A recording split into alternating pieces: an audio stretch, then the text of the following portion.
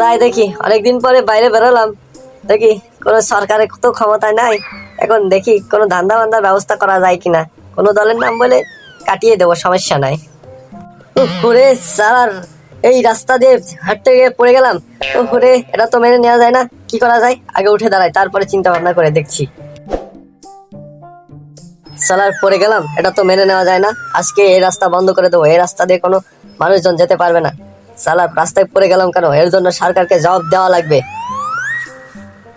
দেখি পোলাপানে ফোন লাগাই, আমি এইখানেই বসে থাকবো, পোলাপানে এসে রাস্তা আটকাক। হ্যালো, কিরে তোরা কোথায় আছিস? এই বাস স্ট্যান্ডের রাস্তায় চলে আয়।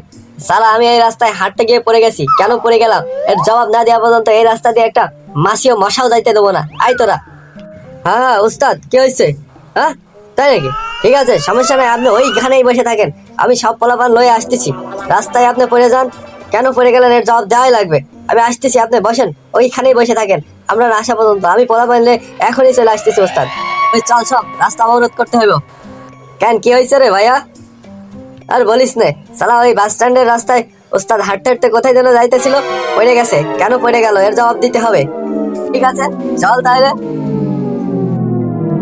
ওস্তাদ, এইখানে আপনি পড়ে গেছেন? হ্যাঁ হ্যাঁ, ঠিক আছে, দাঁড়ান, আমরা আরো পোলাপাইন ডাকতাছি। এই রাস্তা দিয়ে একটা মাসিও যাইতে দিতাম না। আমাদের মহিলা গ্যাংদেরও ডাক দে। ঠিকই কইছস, মহিলা মানুষ থাকলে আরো বেশি জোরদার হইব আমাদের অবরোধ। যাদের যাদের লাগে ডাক, রাস্তা দিয়ে যেন একটা মাসিও না দেয়। হ্যালো আপামনি, তোমার দল বল লইয়া চলে আসো ওই বাস স্ট্যান্ডের রাস্তায়। রাস্তা অবরোধ করতে হবে। আমার উস্তাদ এই রাস্তায় হাঁটতে গিয়ে পড়ে গেছে, কেন তার জবাব দেওয়া লাগবে। কেন টাকলা ভাই, কি হয়েছে? হঠাৎ করে ফোন লাগাইলি? ও তাই নাকি? আচ্ছা আচ্ছা, আইতাছি, সমস্যা নাই, আমি আইতাছি, তোরা থাক। কিরে টাকলা, এখানে নাকি ঘটনা ঘটছে? হ্যাঁ হ্যাঁ, ঠিক আছে, চুপচাপ বসে থাকলে হইব না, স্লোগান দিতে হইব। ওই হটছে পালি, শুরু কর স্লোগান। ওই আমার ভাই পড়লো কেন? যাও যাও যাও যাও।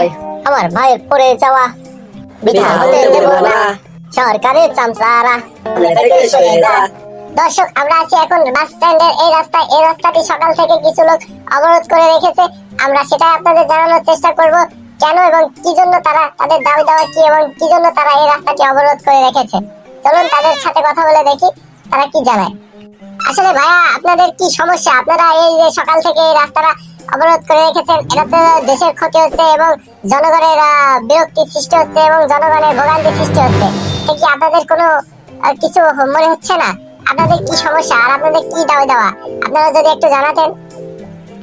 এই রাস্তা দিয়ে সকাল সকাল আমার বড় ভাই, আমাদের বড় ভাই হেঁটে যাওয়ার সময় এই রাস্তায় পড়ে গেছে। কেন পড়ে গেল, কি জন্য পড়ে গেল এই রাস্তায়, কেন আমার বড় ভাই পড়ে গেল, তার জবাব দিতে হবে সরকারকে। যতক্ষণ না জবাব দিতে পারে ততক্ষণ আমরা এই রাস্তা ছাড়বো না। আর যদি এই সরকার জবাব নাই দিতে পারে, তাহলে কেন নির্বাচন দিচ্ছে না, তাহলে কেন সরে দাঁড়াচ্ছে না? দর্শক, আপনারা আসলে বিস্তারিত শুনতে পেলেন যে এই রাস্তা দিয়ে সকালে একজন নাকি হাঁটতে হাঁটতে যাচ্ছিল, যেতে যেতে একাই পড়ে গেছে। পড়ে যাওয়ার কারণে তারা এই রাস্তাটি অবরোধ করে দিয়েছে। দেখুন দর্শক, মানুষের মন মানসিকতা কতটা নিচু নেমে গেছে, কতটা নিচু নেমে গেলে মানুষ এমন ধরনের আচরণ করতে পারে। দেখুন, তুচ্ছ তুচ্ছ বিষয় নিয়ে রাস্তা অবরোধ করে দিচ্ছে এরকম ধরনের কিছু জনগণ, যারা কিছু বুঝেও না যে কি কারণে তারা রাস্তা অবরোধ করছে। একটা সামান্য বিষয় নিয়ে রাস্তা অবরোধ করছে, জনগণের ভোগান্তি বাড়াচ্ছে, সরকার পতনে, সরকারের থেকে নির্বাচন চাচ্ছে।